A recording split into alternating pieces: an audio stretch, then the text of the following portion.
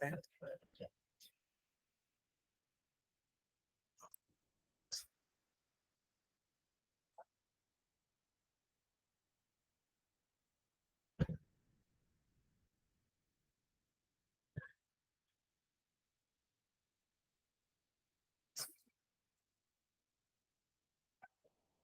ठीक है, last class में हमने नॉन आइडियल सॉल्यूशन देखा था ना, उसका दूसरा टाइप देखे थे, पॉजिटिव डेविएशन वाला भी और नेगेटिव डेविएशन, दोनों टाइप्स इसके एग्जांपल देख लिए थे। और एक अच्छा टाइप का मिक्सचर पढ़े थे first time, that is azeotropic mixture, है ना। आज तक हम सिर्फ जो मिक्सचर पढ़ते आ रहे थे वो नॉर्मल मिक्सचर्स थे जिनका बॉइलिंग पॉइंट शार्प नहीं होता था।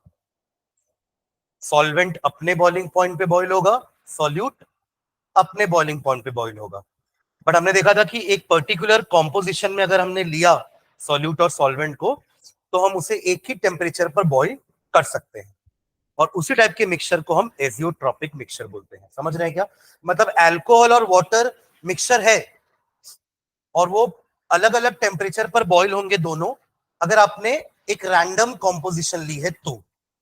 पर अगर एक फिक्स कॉम्पोजिशन में दोनों को लिया है, अपन ने लिखा था ना परसेंटेज, इतना परसेंट आप अल्कोहल लो, इतना परसेंट पानी लो, तो वो हमेशा एक अलग टेम्परेचर पे बॉइल होगा, और वो टेम्परेचर दोनों के टेम्परेचर से क्या होगा?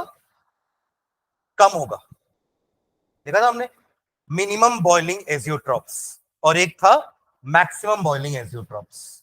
ठीक है, ओके चलो आज हमको स्टार्ट करना है कॉलिगेटिव प्रॉपर्टी। नेक्स्ट टॉपिक है कॉलिगेटिव प्रॉपर्टीज। कॉलिगेटिव प्रॉपर्टीज, ठीक है। कॉलिगेटिव प्रॉपर्टी का मीनिंग क्या होता है वो समझते हैं पहले। है तो सॉल्यूशन की प्रॉपर्टी, अपना चैप्टर नाम तो सॉल्यूशन ही है, राइट।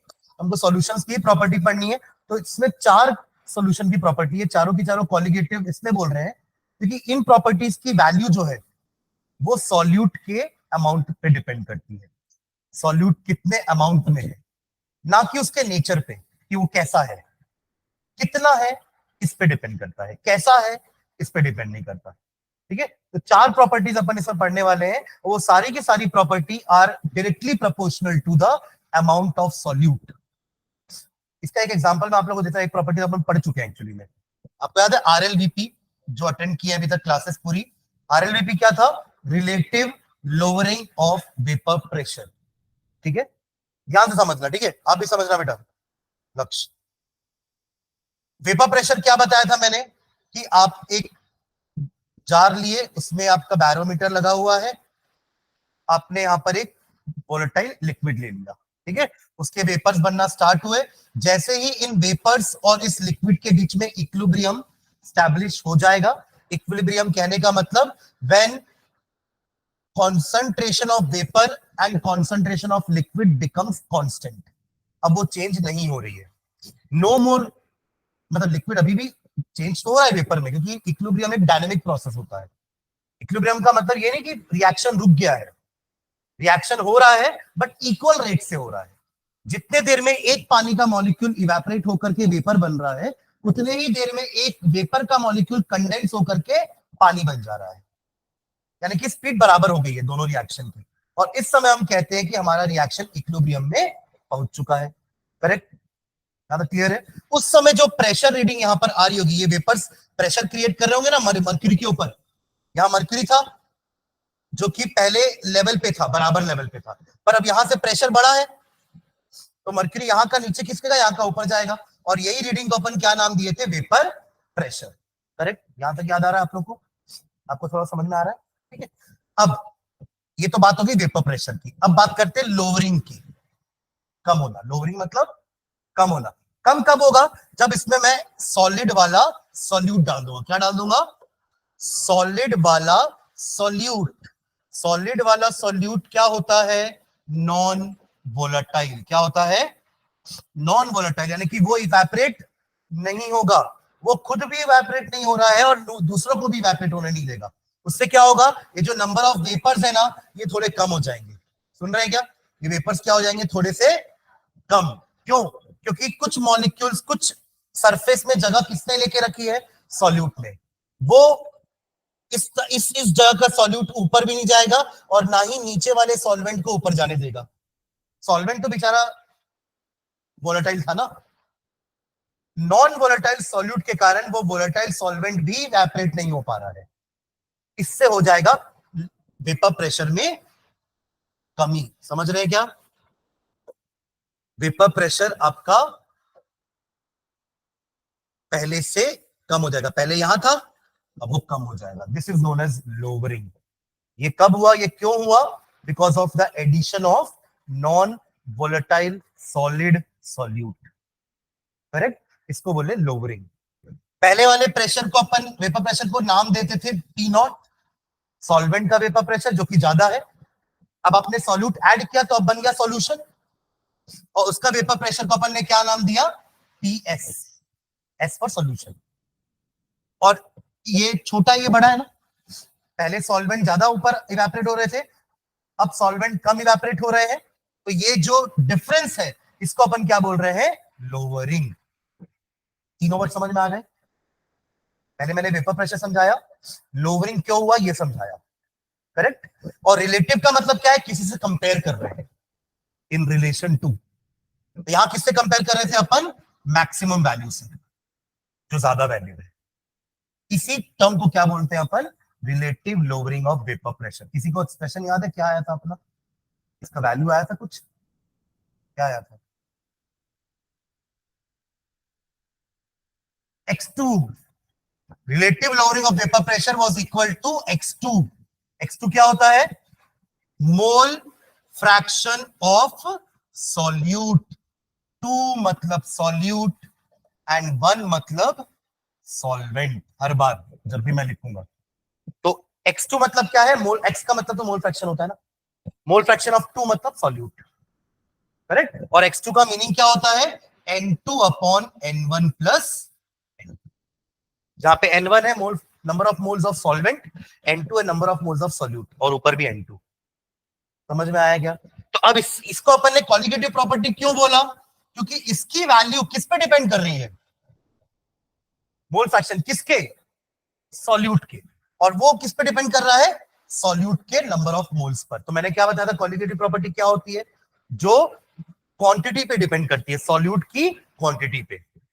आपने ज्यादा सॉल्यूट ऐड किया, आपका लोअरिंग ज्यादा होगा। मैंने कम सॉल्यूट ऐड किया, मेरा लोअरिंग कम होगा। मैंने एक चुटकी नमक डाला था तो उससे यहां पर नमक कम जगह ऑक्यूपाई करेगा ना, क्योंकि मैंने कम डाला है। आपने 2 चम्मच डाल दिया तो आपका नमक और ज्यादा ऑक्यूपाई करेगा जगह, तो और कम हो जाएंगे वेपर्स सॉल्वेंट के, तो और कम हो जाएगा वेपर प्रेशर। तो greater the mole of solute you are adding, greater will be the lowering. Lowering ज्यादा होगी। समझ रहे हैं? लोअरिंग मतलब तो कम होना होता है, पर वो कम भी बहुत ज्यादा हो जाएगा। समझ रहे हैं ना? इसलिए इसको कॉलिगेटिव प्रॉपर्टी बोलते हैं, because its value depends on the amount of solute, x2, mole fraction of solute। ठीक है, तो ये हमारी पहली प्रॉपर्टी है RLBP, relative lowering of vapour pressure. ऐसे 3 हमें और पढ़ने हैं। दूसरी होती है elevation in boiling point. Elevation मतलब बढ़ना, एलिवेट, एलिवेटर होता है ना, लिफ्ट। हालांकि वो लिफ्ट ऊपर नीचे दोनों करती है, पर लिफ्ट, एलिवेट। ठीक है, तो एलिवेटर मतलब, एलिवेशन मतलब बढ़ना। किसका बढ़ना? बॉइलिंग पॉइंट का बढ़ना। मतलब पानी का बॉइलिंग पॉइंट 100 डिग्री होता है, 373 केल्विन, पर अगर आप उसमें नमक डाल दोगे ना तो उसका बॉइलिंग पॉइंट बढ़ जाएगा। आपने 1 चम्मच डाला, आपका बढ़ के 105 हो गया होगा। मैंने 2 डाला, मेरा बढ़ के 110 हो गया। तो अगेन किस पे डिपेंड किया? एलिवेशन किस पे डिपेंड कर रहा है? सॉल्यूट की क्वांटिटी पे। उसने 1 चम्मच डाला, मैंने 2 चम्मच डाला, तो अगेन जितना ज्यादा सॉल्यूट ऐड करते जाओगे आपका बॉइलिंग पॉइंट उतना बढ़ता जाएगा। Elevation in boiling point, boiling point property नहीं है, elevation in boiling point qualitative property है कि कितने से एलिवेट हो रहा है, कितने से इंक्रीमेंट हो रहा है, कितने से इंक्रीज हो रहा है। वो किस पे डिपेंड कर रहा है? सॉल्यूट के क्वांटिटी पर, मास पर, मोल पर, मोल फ्रैक्शन पर। क्लियर है? Am I clear? एक होता है depression in freezing point, depression in, अब एलिवेशन मतलब हाई होता है तो डिप्रेशन मतलब लो। फ्रीजिंग पॉइंट कम करना है मुझे, जैसे वाटर का फ्रीजिंग पॉइंट क्या होता है? 0 डिग्री। अभी अपन ने वाटर के बॉइलिंग पॉइंट की बात की थी ना, कि कैसे सॉल्यूट डालने से बढ़ गया था। अब वाटर में सॉल्यूट डालने से उसका फ्रीजिंग पॉइंट कम हो जाता है। यानी कि जो वाटर 0 डिग्री पे फ्रीज होने वाला था, उसका टेम्परेचर आपने कम करके हो सकता है -4 -5 पे ले आया। समझ रहे क्या? ये वाला जो कंसेप्ट है ये कोल्ड कंट्रीज में यूज होता है। हम एंटी फ्रीज सॉल्यूशंस यूज करते हैं। एंटी फ्रीज सॉल्यूशंस क्या होते हैं? जो आपके पानी को फ्रीज होने नहीं देंगे। Anti freeze. इमेजिन करो कि आपके गाड़ी में अपन पानी डालते हैं ना अंदर, कूलेंट भी होता है, और हम उसके लिए विंडशील्ड के लिए, वाइपर्स के लिए पानी भी डालते हैं, राइट? उसमें अंदर 1-2 लीटर का टंकी होता है छोटा सा, उसमें आप 1-2 लीटर पानी डाल सकते हो, जिससे आपका वाइपर में पानी भी आएगा और वाइप भी करेगा वो। तो मान लीजिए आप ऐसी कंट्री में हैं जहां का नॉर्मल टेम्परेचर ही -1 -2 रहता है, तो क्या वो पानी अंदर पानी के जैसा रह पाएगा? वो तो बर्फ बन जाएगा अंदर। कार तो घर के बाहर खड़ी है ना, घर के अंदर हीटर चला के अपने आप को गर्म रख लोगे, पर कार तो बाहर खड़ी है ना रोड पे, और वहां का टेम्परेचर -2 है, तो उस पानी को तो पानी रहने से नहीं बचा सकते आप, वो तो बर्फ बन जाएगा। तो आप क्या करोगे? सिर्फ पानी नहीं डालोगे, उसके अंदर एक इथिलीन ग्लाइकोल नाम का सब्सटेंस होता है जो एंटी फ्रीज होता है। सॉल्यूट ही है वो भी। You are adding something to water ना, तो वो सॉल्यूट ही हुआ। जो कम क्वांटिटी में डाल रहे हो उसको सॉल्यूट बोलते हैं, और जो ज्यादा क्वांटिटी में वो सॉल्वेंट है। तो आपने इथिलीन ग्लाइकोल डाल के क्या किया? पानी के फ्रीजिंग पॉइंट को कम कर दिया। तो हो सकता है वो कम होकर के -4 -5 हो जाए, तो पानी ठंडा रहेगा, बट बर्फ तो नहीं होगा। आप वाइपर मारो चलाओगे तो पानी तो आएगा, वरना बर्फ होगा तो कैसे आएगा बर्फ? समझ रहे हैं ना आप लोग? तो वो ethylene glycol anti freeze solution की तरह बिहेव करता है। क्लियर है? ठीक है। ऐसे ही वहां पर एक और एप्लीकेशन होती है कि रोड में जो बर्फ जम जाती है, रोड में बर्फ जम जाती है, वो गाड़ी कैसे चलाओगे? समझ रहे हैं क्या? अपने अभी होता है मनाली में, मनाली में भी तो बर्फ गिरती है ना भाई, कश्मीर में भी बर्फ गिरती है। तो कुछ सीजन में क्या करते हैं, मनाली को बंद कर देते हैं, कुछ पार्ट को। धीरे धीरे जब क्लाइमेट या टेम्परेचर बढ़ता है तो एक एक करके पार्ट खुलता रहता है, क्योंकि वहां की बर्फ पिघलने लगती है। अब रोड में पूरी बर्फ है तो कैसे गाड़ी चलाओगे? गाड़ी का टायर स्किड नहीं करेगा, स्लिप मारेगा ना पानी में। पानी तो जब तभी चलेगा, बर्फ में तो और स्किड करेगा टायर। तो कोल्ड कंट्रीज में तो ये ऐसा हमेशा होता है, तो उन लोग पूरा बंद थोड़ा रखेंगे रोड को हमेशा के लिए। तो इसलिए उस लोग क्या करते हैं, उसमें सॉल्ट को स्प्रिंकल कर देते हैं। उससे वहां की बर्फ जो है वो मेल्ट हो जाती है, क्योंकि वो फ्रीजिंग पॉइंट उसका कम हो चुका है, तो वो मेल्ट हो जाएगी, उस टेम्परेचर पे वो मेल्ट हो जाएगी। इस तरीके से वो आइस को रोड से क्लीन कर देते हैं। समझ रहे हैं?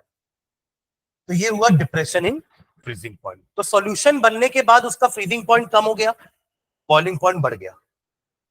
करेक्ट। और फोर्थ प्रॉपर्टी होती है ऑस्मोटिक प्रेशर। ठीक है। ऑस्मोसिस, इसको पहले समझने के लिए ऑस्मोसिस समझना पड़ेगा, फिर अपन ऑस्मोटिक प्रेशर में आएंगे। ठीक है। तो चलो पहले स्टार्ट करते हैं आरएलवीपी, फिर अपन जब इसमें आएंगे तो मैं समझाऊंगा इसको। ठीक है। चलो तो पहले डेफिनेशन लिखते हैं कॉलिगेटिव प्रॉपर्टी की। हैंड डालिए कॉलिगेटिव प्रॉपर्टी।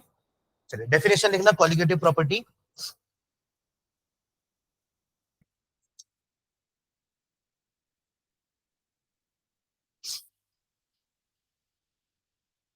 लिखो, those properties of ideal solutions, those properties of ideal solutions which depend upon the which depend upon the number of particles of solute, which depend upon the number of particles of solute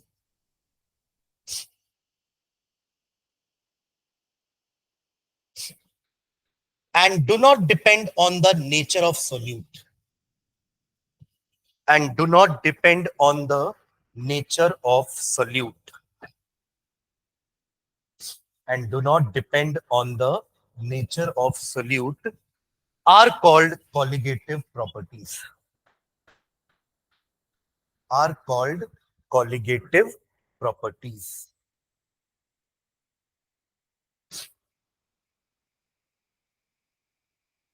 Clear definition? Next line में some important colligative properties are some important colligative properties are some important colligative properties are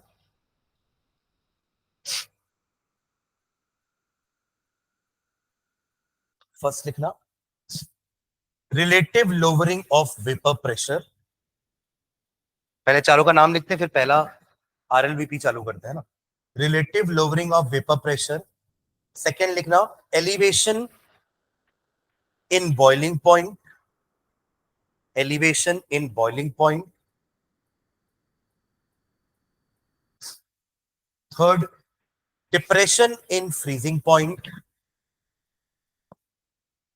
Elevation in boiling point. EE. Elevation E से start होता है बेटा. Elevation.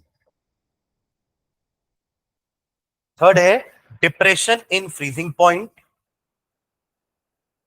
And fourth, osmotic pressure. Osmotic pressure. Depression in freezing point. अरे हर liquid का boiling point freezing point होता है ना. वो पॉइंट जिसमें वो बॉयल होगी, वो पॉइंट जिसमें वो फ्रीज होगी, जम जाएगी. मेल्टिंग पॉइंट वो तो खैर सॉलिड का हो जाएगा. ठीक है, हो गया. चलो पहला मेन हेडिंग डाल लो, relative lowering of vapour pressure. Relative lowering of vapour pressure. Relative lowering of vapour pressure. ठीक है, इसमें हाइफन डाल के लिखो.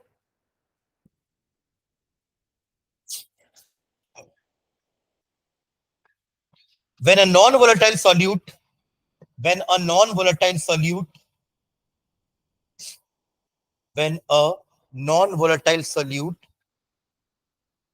is dissolved in a solvent, when a non-volatile solute is dissolved in a solvent, comma, the vapor pressure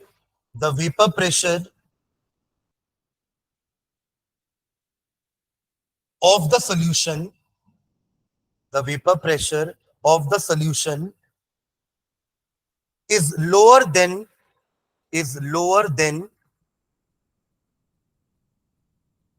that of the pure solvent. समझ के लिखना जो लिख रहे हो ना. जब एक नॉन वोलेटाइल सॉल्यूट ऐड करते हैं एक सॉल्वेंट में, तो सॉल्यूशन का वेपर प्रेशर सॉल्वेंट के वेपर प्रेशर से कम हो जाता है. राइट, वही PS less than P0. Correct. P0 is the vapour pressure of pure solvent. अब इसमें डाल दिए नॉन वोलेटाइल सॉल्यूट. अब जो वेपर प्रेशर हो गया वो हो गया PS, जो कि उससे कम होता है. यही लिखे हैं अपन. Full stop.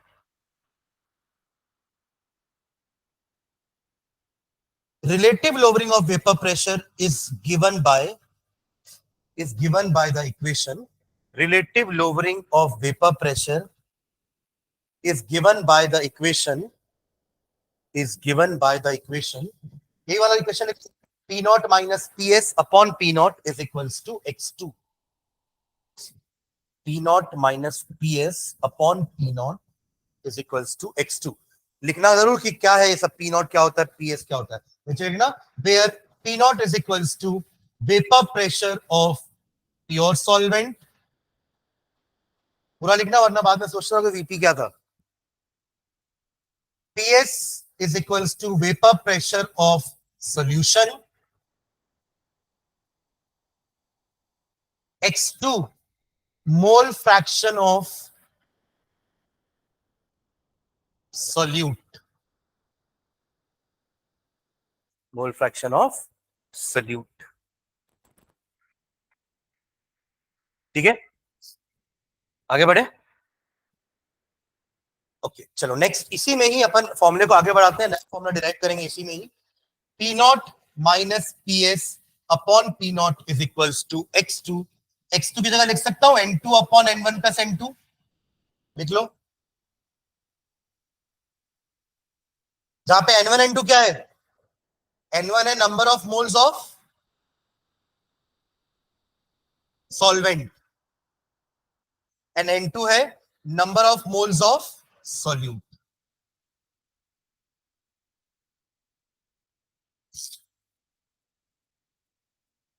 ठीक है,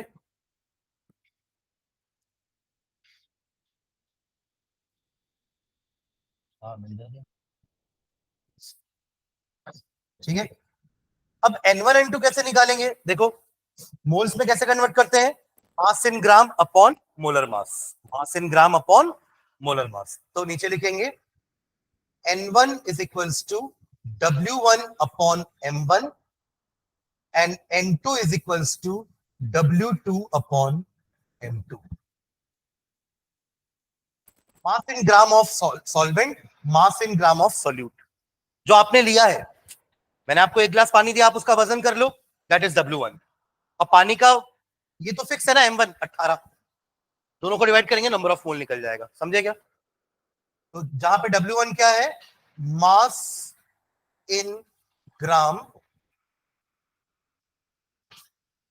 ऑफ सॉल्वेंट एंड W2 क्या है, mass in gram of, this is how we convert mass into mole, है ना? ये मास इनटू मोल का फॉर्मूला है, M/M लिखता था मैं, है ना? कुछ बुक्स में स्मॉल m यूज करता है, कुछ बुक्स में W यूज करता है, कंफ्यूज नहीं होंगे, तो उससे वेरिएबल है ना। ठीक है, और M1 क्या हो जाएगा, molar mass of, molar mass of solvent, जो कि हमेशा फिक्स रहेगा, भले मैं आपको 1 किलो पानी दूं कि 2 किलो पानी दूं, पानी का मोलर मास तो 18 फिक्स है ना।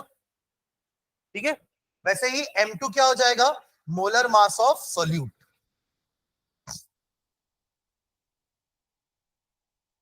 ठीक है,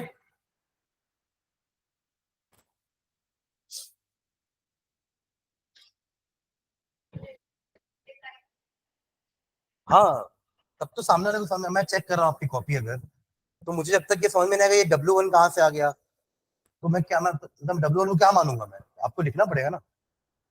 सोचो बुक वाला ही अगर ये सोच के सिर्फ इतना लिख के छोड़ देता, तो आपको कैसे पता चलता W1 क्या है? नहीं, मैं जो बोला समझ में आया आपको? तो your answer should be descriptive, जो चेक कर रहा है तो समझ में आना चाहिए कि हर एक लेटर का क्या मीनिंग है आपके आंसर में। ठीक है, चलो पुट कर दे इसको यहाँ पर N1 N2 की जगह पर। तो रिलेटिव लोअरिंग यानी कि P0 minus PS upon P0 क्या हो जाएगा, W1 अपॉन M1, सॉरी ऊपर W2 है ना, W2 upon M2 divided by W1 upon M1 plus W2 upon M2। यहां पुट कर दिया मैंने N1 N2 की वैल्यूज, है ना?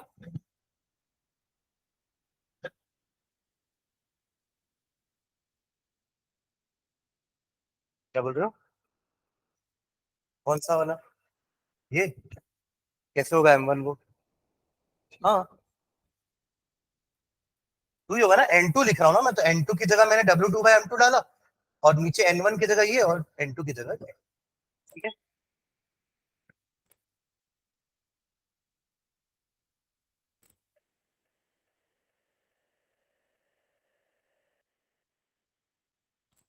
अब देखो इसमें क्वेश्चन कैसे बनता है और फॉर्मूला अपन को क्या डिराइव करना है। ठीक है, ध्यान से सुनना, समझ लीजिए मैंने आपको एक पाउडर दिया हाथ में, मैं नाम नहीं बताऊंगा उसका, है ना?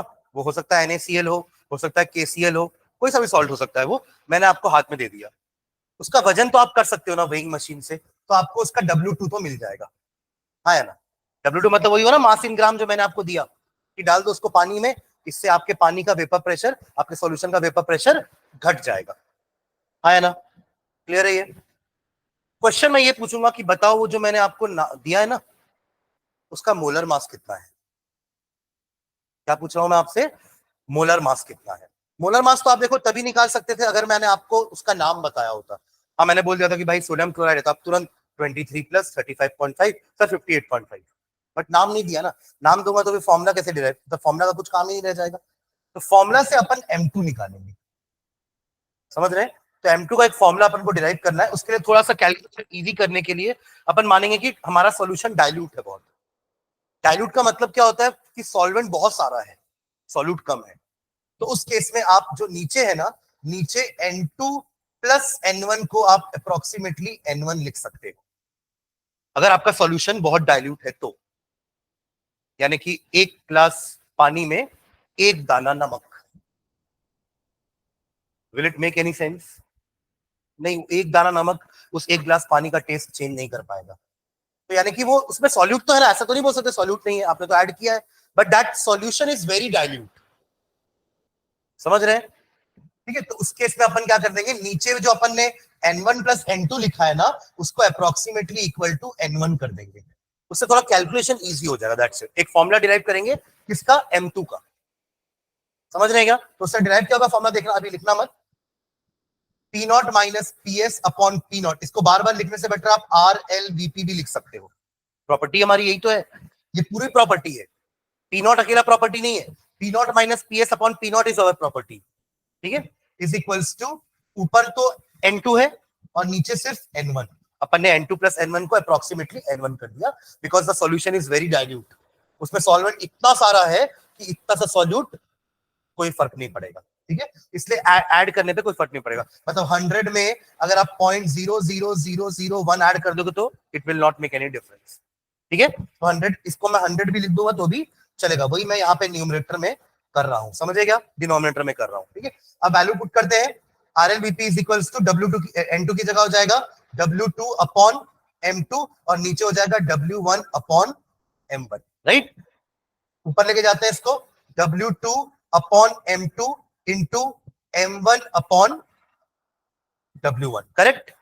अपन को किसका फॉर्मूला निकालना है, क्योंकि मैंने आपको पाउडर का नाम नहीं बताया था। राइट, तो M2 क्या हो जाएगा, M2 is equals to W2 into M1 upon RLVP into W1। This is our formula for molar mass of solute.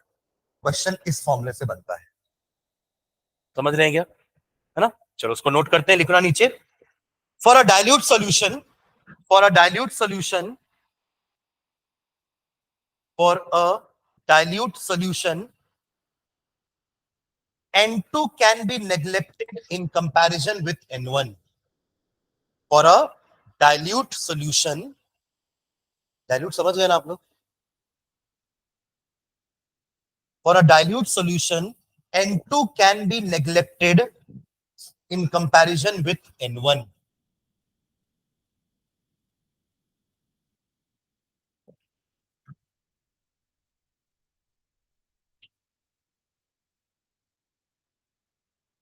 Therefore, अब ये वाला इक्वेशन लिख लो ऊपर वाला, P not minus P S upon P not is equals to N2 by N1। नीचे वाला N1 plus N2 को अपन ने N1 लिख दिया। ठीक है, बस अब इसकी वैल्यूज पुट कर दो, M2 का फॉर्मूला निकाल दो।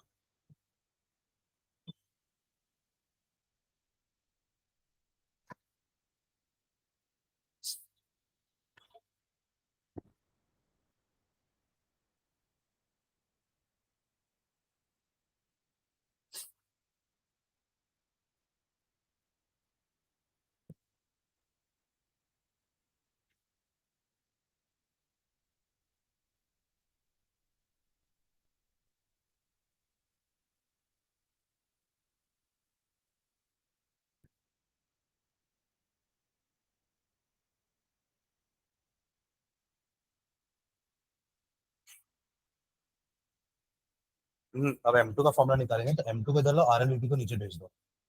फॉर्मूला हमें M2 का निकालना है। अगली भी 3 प्रॉपर्टी में अपन यही काम करेंगे, हर बार M2 का एक फॉर्मूला निकालेंगे। समझ रहे हैं?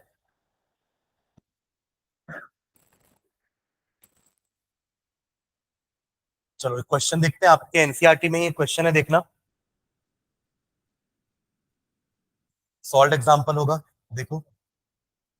बुक डेली लेके आना है ना।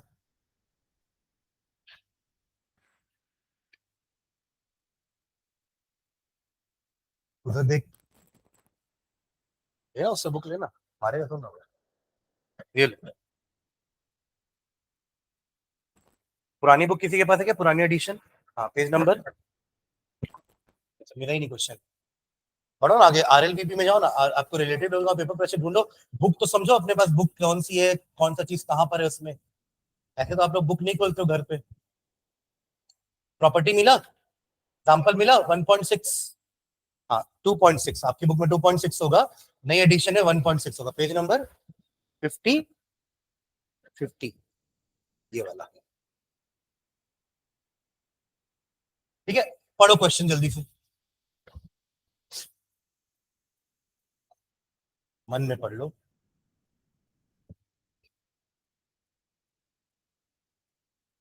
कोई नहीं, क्वेश्चन पढ़ के समझो क्या क्या दिया है। ये बहुत इंपॉर्टेंट है कि क्वेश्चन रीड करके हमें समझ में आ जाए कि क्वेश्चन में गिवन क्या क्या है वैल्यूज।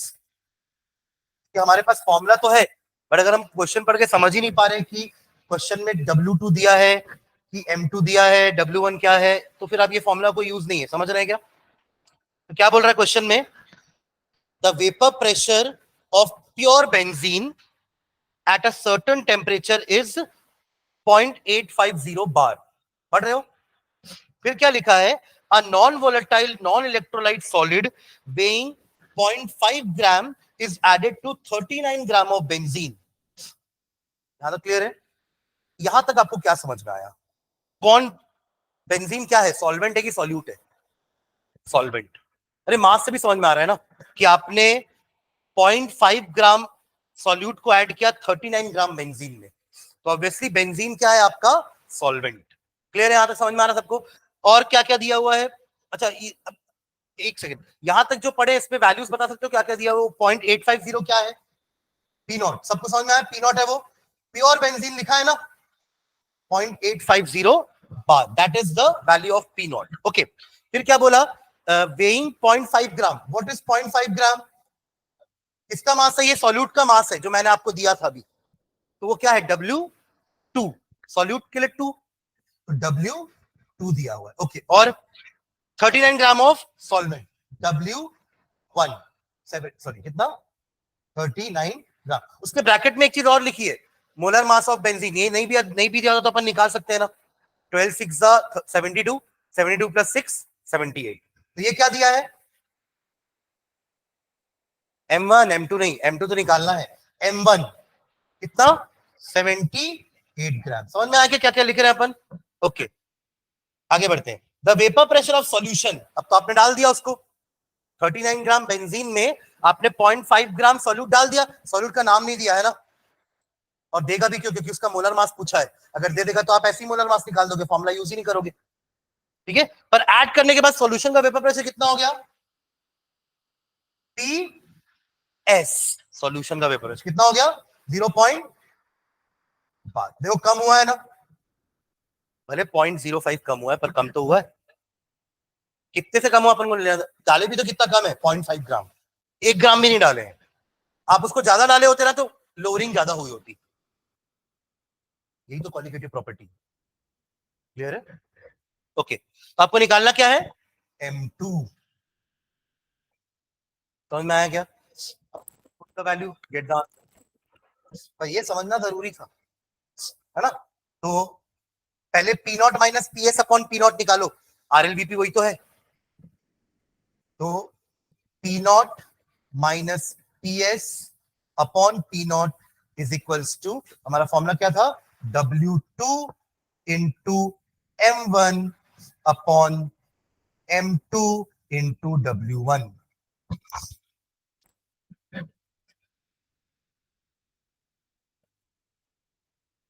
एक मिनट यहां देखोगे क्या, इसको थोड़ा याद रखने का मैं ट्रिक बता रहा हूं, इधर देखना, फॉर्मूला याद रहेगा। कॉलिगेटिव प्रॉपर्टी किस पर डिपेंड करती है, सॉल्यूट के क्वांटिटी पर, right? What is W2 bye M2? N2, वो तो M2 है, मैं पूछ रहा हूं W2 बाय M2, N2 था ना, यानी कि सॉल्यूट का नंबर ऑफ मोल्स। तो देखो वो ऊपर रहना चाहिए, मतलब वो डायरेक्टली प्रोपोर्शनल होना चाहिए, और दूसरे वाले को उल्टा लिख दिए, W1 नीचे M1 नीचे। समझ रहे क्या? जिसका W ऊपर है, सॉल्यूट का अगर ऊपर है तो नीचे सॉल्वेंट का रहेगा, और M उल्टा उल्टा है। समझ में आ रहा है फॉर्मूला? ऐसे याद रख सकते हैं फॉर्मूला। क्लियर है? ओके, तो ये निकाल लो, वैल्यू पुट करो यहां पर, कितना हो जाएगा ये, 0.850 minus 0.845 divided by 0.850 is equals to, what is W2? कितना दिया हुआ W2? 0.5। M1 78 बेंजीन का मोलर मास, जो नहीं दिया होता तो भी हम निकाल लेते, ठीक है। ओके, नीचे M2 तो निकालना है और W1 39, जानबूझ के 39 लिया है, क्यों? 78 का हाफ होता है, तो वो आपके लिए हेल्प करता है कैलकुलेशन इजी करने के लिए, समझ रहे हो? क्वेश्चन में वैल्यूज इसी हिसाब से दी रहती हैं। क्या मतलब, कौन लेता 39 ग्राम? 40 लेते, हम लेते तो नहीं, पर वो क्वेश्चन थोड़ा इजी हो जाए कैलकुलेशन, इसलिए उसने 39 लिया, जो कि 78 का हाफ होता है।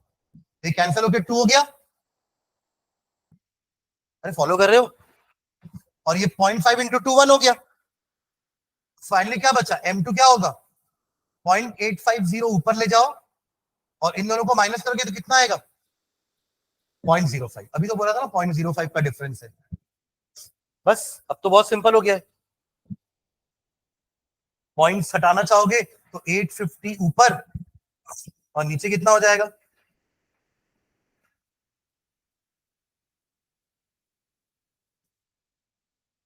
नीचे पक्का?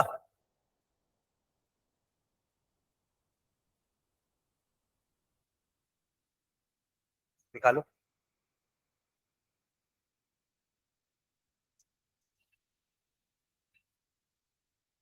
15।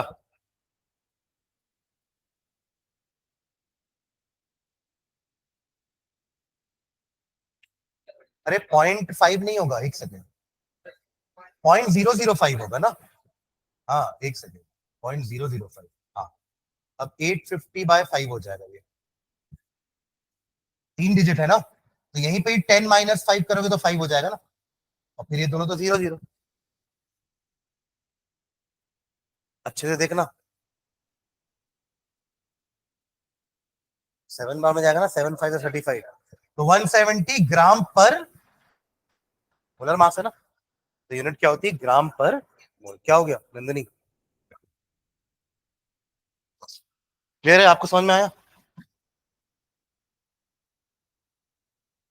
तो मोस्ट इंपॉर्टेंट तो ये चीज आइडेंटिफाई करना है, ठीक है।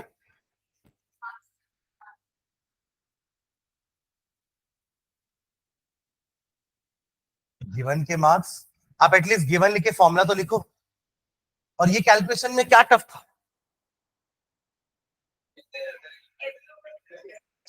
M2 का यहां तक, ये देखो, ये पॉइंट्स के बाद जितने डिजिट है सेम है ना, तो आप हटा सकते हो पॉइंट, तो इसलिए हट गया पॉइंट पूरा। तो क्या बचा? 850 ऊपर, नीचे 5। अगर पॉइंट के बाद दोनों तरफ सेम डिजिट है तो ऐसे अपन हटा हटा सकते हैं, वरना आपको 0 मल्टीप्लाई डिवाइड करना पड़ेगा, समझ रहे? वरना इसके पहले जो था ना, उसमें क्या होता, ध्यान देना। अगर ऐसा होता, मान लो नंदिनी 0.850 अपॉन 0.05 होता, तो उसको कैसे सॉल्व करते? जस्ट एक सिंपल सा बता रहा हूँ, जो अपन बचपन में करते थे। इसको 850/1000 कर देंगे, जितने जीरोस मतलब जितने पॉइंट के बाद नंबर्स हैं उतने ही जीरो नीचे ऐड कर देना, डिवाइडेड बाय, इसमें भी वही करूंगा, तो ये क्या हो जाएगा? 5/100। क्या किया मैंने? पॉइंट के बाद जितने डिजिट्स हैं उतने जीरो से डिवाइड कर दिए, करेक्ट। अब इसको ऊपर लेके जाएंगे तो 850/1000, ये तो ऐसा का वैसे ही रहेगा, और ये ऊपर जाएगा तो 100 ऊपर, 5 नीचे हो जाएगा। अब ये 2 जीरो और 2 जीरो कैंसिल, समझे क्या? अब बस सब तो सॉल्व करना है, ये तो हो जाएगा। पॉइंट वाले में दिक्कत हो रही है ना अल्टीमेटली, डेसिमल थोड़ा घुमा रहा है ना। चलो, 6 मैथ्स नहीं लिए, चलो हो गया ये 170 ग्राम पर मोल। चलो ठीक है, नेक्स्ट प्रॉपर्टी लिखना, elevation in boiling point. Elevation in boiling point,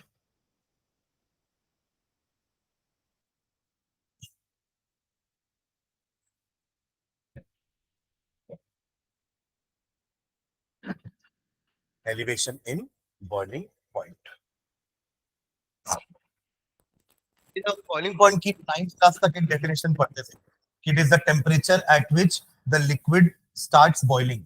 ये था ना बॉइलिंग पॉइंट का डेफिनेशन, बट अब थोड़ा सा अलग करेंगे डेफिनेशन, ठीक है। बॉइलिंग पॉइंट को अपन वेपर प्रेशर के टर्म्स में डिफाइन करेंगे। तो एक लिक्विड का बॉइलिंग पॉइंट का मतलब क्या होता है कि वो टेम्परेचर जब उसका वेपर प्रेशर 1 एटमॉस्फेरिक प्रेशर के बराबर हो जाए। 1 एटीएम होता है ना, एटमॉस्फेरिक प्रेशर क्या होता है 1 एटीएम। तो वेपर प्रेशर इतना बढ़ जाए कि वो 1 एटीएम के बराबर हो जाए, उतना हीट करना है अपने, उस टेम्परेचर तक हीट करना है, और उसी टेम्परेचर को हम क्या बोलते हैं बॉइलिंग पॉइंट। देखो ऑब्वियसली बात है ना, टेम्परेचर बढ़ाओगे तो वेपर्स बढ़ेंगे और वेपर प्रेशर बढ़ेगा। उसको बढ़ा बढ़ा के कहां तक ले जाना है 1 एटीएम तक। समझ गए क्या? सिंपल सा डेफिनेशन, वाटर को इतना हीट करो कि उसका वेपर प्रेशर 1 एटीएम तक पहुंच जाए, वही टेम्परेचर आपका बॉइलिंग पॉइंट होगा। Am I clear? ठीक है, चलो देखते रहा, इसको ग्राफिकली समझना, ठीक है, बहुत मजा आएगा, ग्राफ इसका बहुत अच्छा है ना, मजा आ जाएगा ग्राफ अगर समझ में आ जाएगा तो। ठीक है, तो मैं ग्राफ बना रहा हूं vapour pressure versus time, time नहीं temperature, sorry, vapour pressure versus temperature. ठीक है, हम किसकी स्टडी कर रहे हैं, प्योर सॉल्वेंट और सॉल्यूशन होने के बाद, यानी कि एक ग्लास में पानी है, दूसरे ग्लास में पानी में मैंने नमक डाल दिया और दोनों का बॉईल कर रहा हूं। समझ में आ रहा है? तो इनिशियली पहले मैं एक पॉइंट मार्क कर देता हूं यहाँ पे 1 एटीएम का, यही तक तो पहुंचाना ना अपन को, वेपर प्रेशर को कहां तक पहुंचाना है 1 एटीएम तक। तो इस लाइन को मैं ऐसे ड्रॉ कर देता हूं, यहां तक क्लियर है सबको? तो एट अ पर्टिकुलर टेम्परेचर मान लेते हैं वाटर का वेपर प्रेशर ये वैल्यू है, at a particular temperature water का वेपर प्रेशर ये है, तो वो पॉइंट यही आएगा ना, एट अ पर्टिकुलर टेम्परेचर, अभी बॉइलिंग पॉइंट नहीं पहुंचा है, at a particular temperature water का, अभी मैं वाटर की बात कर रहा हूँ, सॉल्यूशन के बाद, सॉल्यूशन की बात इसके बाद करेंगे। ठीक है, तो वाटर का वेपर प्रेशर यहाँ पे है, समझ लो। अब मैं टेम्परेचर बढ़ा रहा हूं तो वेपर प्रेशर बढ़ेगा ना, तो टेम्परेचर बढ़ाया वेपर प्रेशर बढ़ा, और बढ़ाऊं टेम्परेचर वेपर प्रेशर और बढ़ेगा, और बढ़ाऊं टेम्परेचर वेपर प्रेशर और बढ़ेगा। समझे क्या? तो जहां वो जिस टेम्परेचर पे उसने एटमॉस्फेरिक प्रेशर के बराबर उसका वेपर प्रेशर आ गया, वही टेम्परेचर क्या कहलाएगा, उसका बॉइलिंग पॉइंट। और क्योंकि ये प्योर सॉल्वेंट है तो बॉइलिंग पॉइंट को मैं क्या नाम दूंगा, टीबी नॉट। टीबी मतलब बॉइलिंग पॉइंट, और नॉट मतलब किसका बॉइलिंग पॉइंट, सॉल्वेंट का बॉइलिंग पॉइंट। क्लियर है यहां तक? पक्का? अरे ये वैल्यू थी उसकी इनिशियल इस टेम्परेचर पर, अब टेम्परेचर बढ़ाएंगे तो वेपर प्रेशर बढ़ेगा ना, इसलिए ग्राफ को मैंने ऐसे बढ़ा दिया, और कहां तक लेके गया 1 एटीएम तक, क्योंकि वही तो मेरा डेफिनेशन है ना बॉइलिंग पॉइंट का। तो जिस टेम्परेचर पे वेपर प्रेशर 1 एटमॉस्फेरिक प्रेशर के बराबर हुआ, उसी टेम्परेचर को हम बॉइलिंग पॉइंट बोलते हैं। क्लियर हुआ? अब डाल दिए नमक, अब बन गया वो सॉल्यूशन। हमको पता ना सॉल्यूशन का वेपर प्रेशर सॉल्वेंट से कम होता है, अभी तो पढ़े, PS is less than P not, तो उसका वेपर प्रेशर सॉल्यूशन सॉल्वेंट से कम, इसलिए नीचे बनाया हूं। आपको लगेगा सर आपने इसको नीचे से क्यों शुरुआत की, आप यहां से क्यों नहीं किए? तो क्यों करूंगा, सॉल्यूशन का वेपर प्रेशर तो कम होता है सॉल्वेंट से, तो फिर ऊपर कैसे जाएगा पॉइंट, नीचे जाएगा ना पॉइंट। वेपर प्रेशर ये ज्यादा है कि ये ज्यादा है, तो ऊपर वाला ज्यादा है ना, तो नीचे वाला करना पड़ेगा। तो ये है आपके वेपर प्रेशर सॉल्यूशन का। अब बढ़ाए टेम्परेचर सॉल्यूशन को भी बॉईल करें, तो बढ़ाते गया बढ़ाते गया बढ़ाते गया, इसको नीचे पॉइंट करोगे तो this is your TB. TB naught is the boiling point of solvent, TB is the boiling point of solution. ये लाइन है मेरे सॉल्वेंट की और ये लाइन है मेरे सॉल्यूशन की। समझे क्या? कौन बड़ा है, किसका बॉइलिंग पॉइंट ज्यादा है, इसका, सॉल्यूशन का आगे बना ना, तो TB is greater than TB naught, यही तो हुआ ना एलिवेशन। प्योर पानी का टीबी नॉट था, नमक डालने के बाद टीबी हो गया, यानी कि बॉइलिंग पॉइंट बढ़ गया। कितने से बढ़ा, टीबी माइनस टीबी नॉट, क्योंकि प्रॉपर्टी हमारी बॉइलिंग पॉइंट ऑफ सॉल्यूशन नहीं है भाई, प्रॉपर्टी हमारी क्या है, एलिवेशन इन बॉइलिंग पॉइंट, और उसको डिनोट करते हैं अपन डेल्टा टीबी से। डेल्टा मतलब change, increment, elevation, elevation in boiling point. समझे क्या इसका सिंबल, एलिवेशन यानी कि change in what, boiling point. which is equal to TB minus TB not, कि TB नॉट माइनस TB, तभी तो आंसर आएगा ना कितना डिग्री से बढ़ गया, समझ आएगा। मान लो आपने 2 चम्मच नमक डाला, तो इसका वेपर प्रेशर और कम हो जाएगा ना, क्योंकि कॉलिगेटिव प्रॉपर्टी है, RLVP कॉलिगेटिव प्रॉपर्टी है, तो इनका वेपर प्रेशर और कम हो गया। जब ये भी बॉईल करना चालू करेंगे, आपका 1 चम्मच नमक था, तो आपका बॉइलिंग पॉइंट TB हुआ, आपने 2 चम्मच नमक डाला, चलो बढ़ाओ टेम्परेचर, बॉईल करना चाह रहे हो ना, तो टेम्परेचर बढ़ाओगे,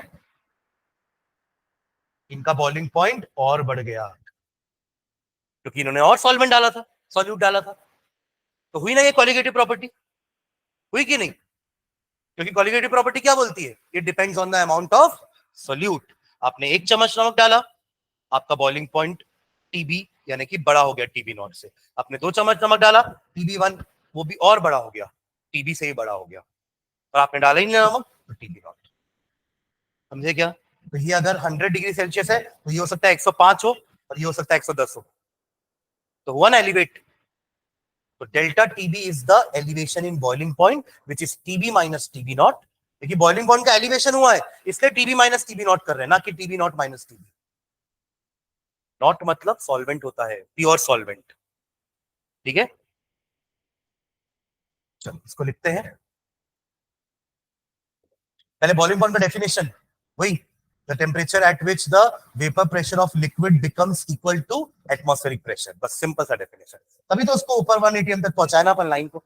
ये ग्राफ समझ में आया सबको, पक्का 100%। देखिए ये ग्राफ आता है, या तो इसका ग्राफ आता है, या तो फ्रीजिंग पॉइंट का ग्राफ आता है, दोनों में से एक का ग्राफ आता है एग्जाम में, कैसे भी क्वेश्चन पूछता है। ऐसे 2 लाइन बना के छोड़ देगा, बताओ लेबल करो कौन सा सॉल्वेंट का लाइन है, कौन सा सॉल्यूशन का लाइन है, ये आपको लेबल करना पड़ेगा। तो जाहिर सेम टेम्परेचर पे जिसका वेपर प्रेशर ज्यादा होगा वो सॉल्वेंट होगा, और जिसका वेपर प्रेशर कम होगा वो सॉल्यूशन होगा, ऑब्वियस। देखिए सॉल्यूशन बनने के बाद तो वेपर प्रेशर कम हो जाता है ना। देखिए आपका नॉन वोलेटाइल सोल्यूट आ गया, नॉन वोलेटाइल सोल्यूट ने जगह घेर ली, ना खुद ऊपर गया, ना अपने से नीचे वाले सॉल्वेंट को ऊपर जाने दिया, तो ऑब्वियसली नंबर ऑफ वेपर्स कम हो जाएंगे, नंबर ऑफ वेपर कम हुए तो वेपर प्रेशर कम हो गया। क्लियर है, चलो लिखो नीचे, the boiling point of a liquid, the boiling point of a liquid, the boiling point of a liquid is the temperature at which, the boiling point of a liquid is the temperature at which, the boiling point of a liquid is the temperature at which the vapor pressure of the liquid, the vapor pressure of the liquid, the vapor pressure of the liquid becomes equal to the atmospheric pressure, becomes equal to the atmospheric pressure.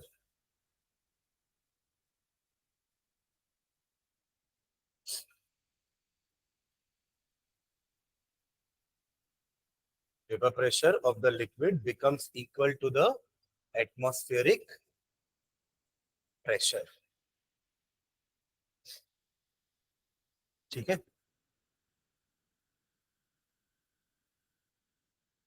नीचे line में लिखना।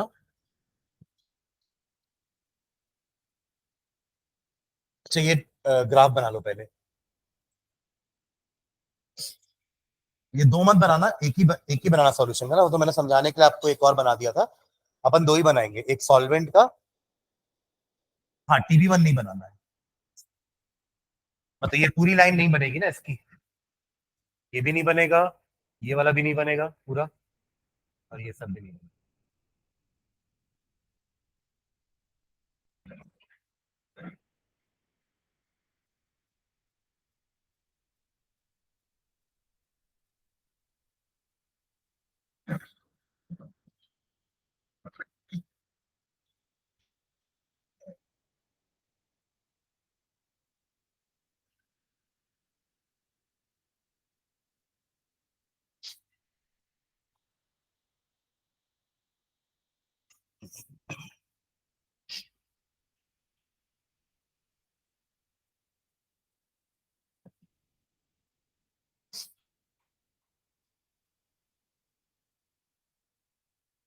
ऐसा क्या जरा test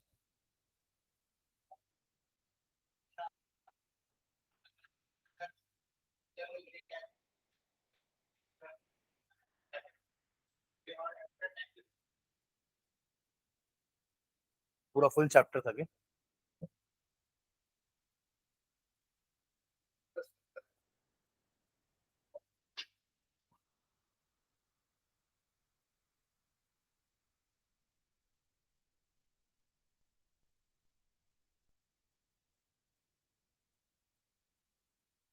बस graph समझ में आया?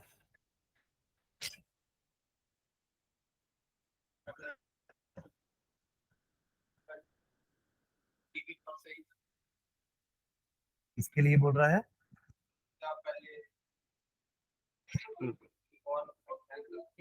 हम्म। तो वो तो मैंने एक और सॉल्यूशन लिया ना, मैंने और सॉल्यूट डाला जिससे वेपर प्रेशर और कम हो गया और ये TB1 बन गया, बट ये तो कांस्टेंट रहेगा, वो तो प्योर वाटर का बॉइलिंग पॉइंट है ना। अच्छा फिर वो ये हो जाएगा TB0। हाँ अभी तो निकलेगा ना प्योर, अपन को तो हर बार कंपेयर प्योर से ही करना है ना। वेपर प्रेशर भी किससे करते? P0 माइनस PS से। हाँ नहीं अभी इसको मत लिखना, सिर्फ ग्राफ बनाना है अभी, है ना। हो गया, ग्राफ हो गया। हाँ नीचे लिखना, we know that the vapor pressure of the solution, we know that the vapor pressure of the solution, we know that the vapor pressure of the solution is lower than that of, is lower than that of,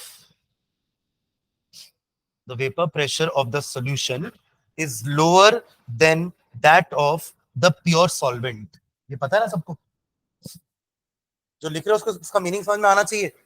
solution का vapour pressure solvent से कम होता है, ये हमको पता है, अभी तो पीछे पड़े relative lowering of vapour pressure, ठीक है। That are the pure solvent and and vapour pressure increases, ये भी पता है हमको, vapour pressure increases with increase in temperature. हाँ या ना, टेम्परेचर बढ़ाओगे इवेपोरेशन जल्दी हो,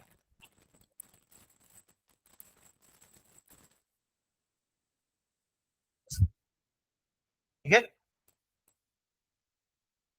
vapour pressure increases with increase in temperature, full stop, hence the solution has to be heated more, hence the solution has to be heated more, hence the solution has to be heated more to make the vapor pressure, to make the vapor pressure, to make the vapor pressure equal to the atmospheric pressure, to make the vapor pressure equal to the atmospheric pressure, to make the vapor pressure equal to the atmospheric pressure। ठीक है, नीचे लिखना, from the above graph, from the above graph, from the above graph. अच्छा ये graph में ना delta TB में mark कर लेना, ठीक है, यहीं पर ही डेल्टा टीबी को मार्क कर लेना, डेल्टा टीबी ग्राफ में ही, ठीक है। From the above graph we can write TB is greater than TB naught, TB is greater than TB naught, है ना, and delta TB is equals to TB minus TB naught, delta TB is equals to TB minus TB naught, where delta TB क्या है? Elevation, change मत बोलो, हमको तो पता है ना बढ़ ही रहा है, तो why we are calling change, change तो दोनों तरीके से हो सकता है ना, बड़ा भी हो सकता, बढ़ भी सकता है, कम भी हो सकता है। तो एलिवेशन इन बॉइलिंग पॉइंट जो हमारी प्रॉपर्टी है, राइट, और टीबी क्या है? What is TB? सॉल्यूशन का क्या? Boiling point, boiling point of solution, boiling point of solution जो कि ज्यादा है क्योंकि एलिवेशन हुआ है, एंड टीबी नॉट क्या है? Boiling point of solvent.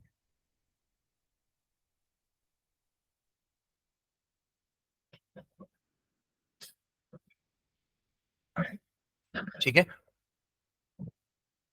तो अभी अभी तो ये एक फॉर्मूला हमने लिख लिया है, इसका एक फॉर्मूला अपन नेक्स्ट क्लास में और डिराइव करेंगे। ठीक है,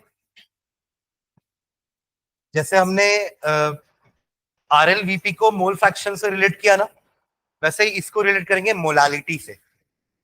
मोलालिटी स्मॉल एम, जिसका मीनिंग क्या होता है, number of moles of solute upon mass of solvent in KG. Molality बोल रहा हूं, मोलारिटी नहीं, लिटी। ठीक है, तो इसका एक और फॉर्मूला अपन डिराइव करेंगे। जैसे अभी अपन ने M2 का फॉर्मूला निकाला ना आरएलवीपी के टर्म्स में, वैसे ही M2 का फॉर्मूला हम डेल्टा टीबी के टर्म्स में निकालेंगे, प्रॉपर्टी। ठीक है, चलो थैंक यू।